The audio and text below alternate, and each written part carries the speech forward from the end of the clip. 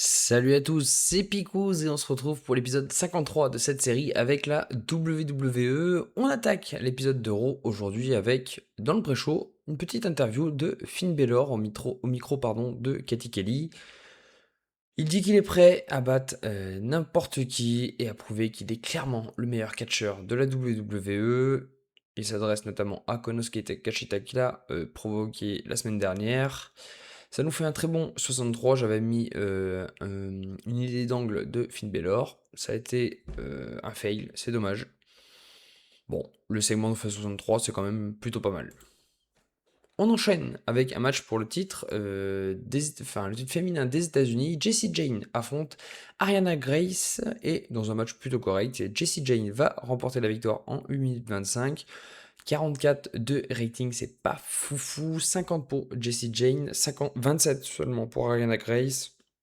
Bon voilà, c'était un match que j'avais mis dans le pré-show justement pour donner un petit peu de momentum à Jessie Jane, qui doit être forte pour ce qui va se passer après. Voilà, on a mis une jobbeuse de NXT, c'est très bien. On continue et on attaque le show officiellement avec une très très grosse promo de CM Punk qui vient au ring et qui se dit très déçu de sa défaite contre Bond Breakker lors du précédent Raw. Il dit que, comme à son habitude, ben, il a été bien aidé par Paul Heyman. Il en a marre ben, de la vision qui l'enquiquine et qui bloque sa progression vers le titre. Mais il y a un homme qui va venir le couper, et cet homme c'est Seth Rollins qui revient tout juste de sa blessure. Et de suite, il se met sur la rampe d'entrée, il vient taquiner CM Punk en le traitant de faible et qu'il est incapable de réussir sans l'aide de quelqu'un.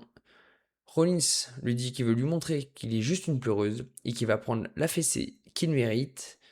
La tension, bah, du coup, monte entre les deux hommes, mais Rollins retourne en coulisses sur le regard très énervé de Punk, qui semble en vouloir en venir aux mains avec ce dernier. Ça nous fait un très bon 89 de rating, 100 pour la première partie, 93 pour la deuxième.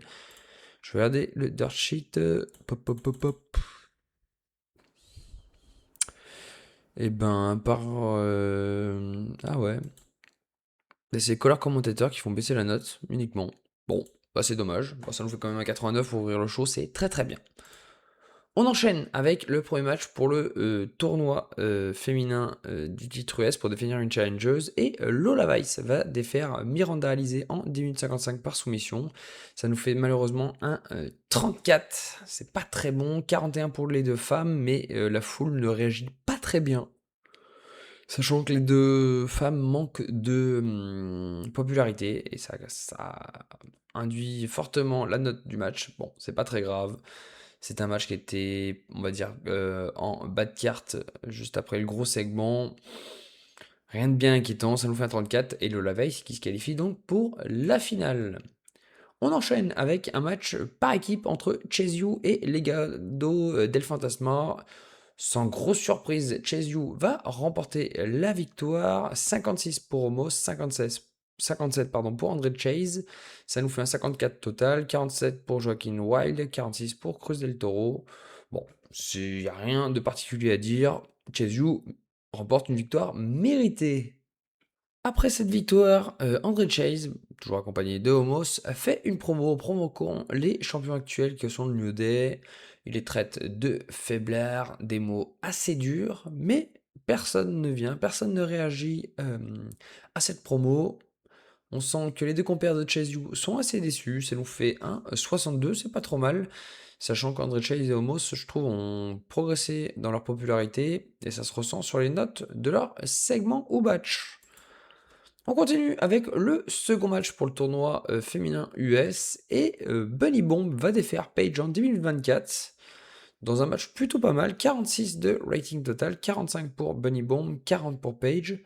Ça a été un match plutôt intéressant, je suis plutôt satisfait et du coup Bunny Bomb rejoint Lola Weiss dans la finale du titre pour le titre US féminin. C'est plutôt bien. On verra ce que ça donne lors du prochain Raw et on peut donc passer à la suite. Et la suite, c'est Otis qui est en interview avec Cathy Kelly et il demande à Ethan Page de le respecter. Ceci est un avertissement. Les termes sont dits, ça nous fait un très bon 58. Je suis très satisfait. On enchaîne, en parlant d'Ethan Page, on enchaîne avec un match pour le titre intercontinental. Ethan Page remet sa ceinture en jeu contre Lexi King. Et dans un match plutôt correct, Ethan Page va défaire Lexi King en 12 minutes 35. Défense numéro 2 réussie pour Ethan Page, 56 de rating total, 59 pour Ethan Page et 42 seulement pour Lexi King qui était off his game durant ce combat. Bon, c'est pas très grave, ça nous fait quand même une note plutôt correcte. On enchaîne avec Tamatonga qui vient voir Shinsuke Nakamura en coulisses et il lui parle du passé. Il lui rappelle qu'il était un homme important à l'époque de la NJPW et qu'il doit redevenir cette personne. Il lui dit qu'en cas de refus, il devra le détruire. Nakamura le regarde, mais ne lui répond pas.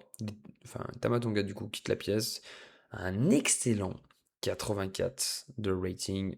Shinsuke Nakamura est encore ultra populaire et ça se ressent sur les notes, on le voit. C'est pour ça que je veux lui donner encore un run parce que malgré son âge, il est encore ultra intéressant.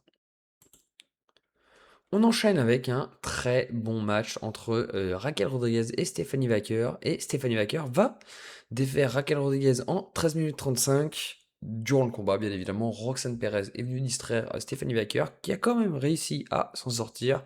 Ça nous fait un excellent 71, 60 pour Raquel Rodriguez, 65 pour Stephanie Wacker.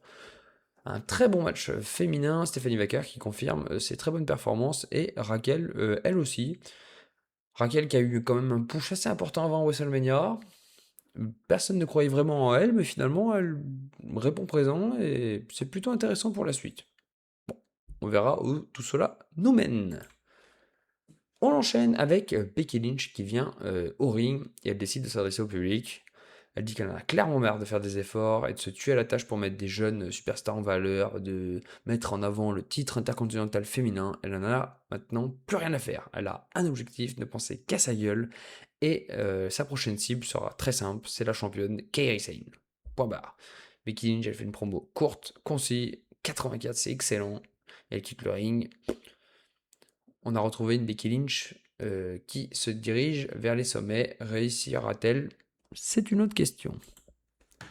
Et on termine avec le main event de la soirée et je suis extrêmement déçu. Konosuke Takashita défait JD McDonough en 15 minutes 49.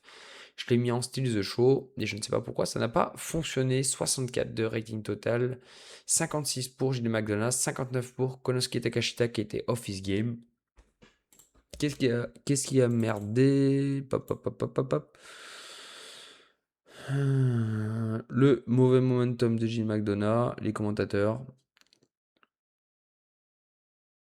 Ouais, bah je sais pas, je pense peut-être le manque de popularité des deux. Je voulais le mettre en main event, je m'étais dit que ça ferait une bonne note. Bah ça m'a plombé la note. J'espère que ça va pas me plomber la note totale, on va vérifier ça de suite. Bon, à côté de ça, Konosuke Takashita remporte une belle victoire contre JD McDonough et il confirme ses ambitions pour aller taquiner Finn Balor. On finit sur un 69. Aïe aïe aïe, je suis déçu. Je suis très déçu. Je m'attendais à vraiment une excellente note.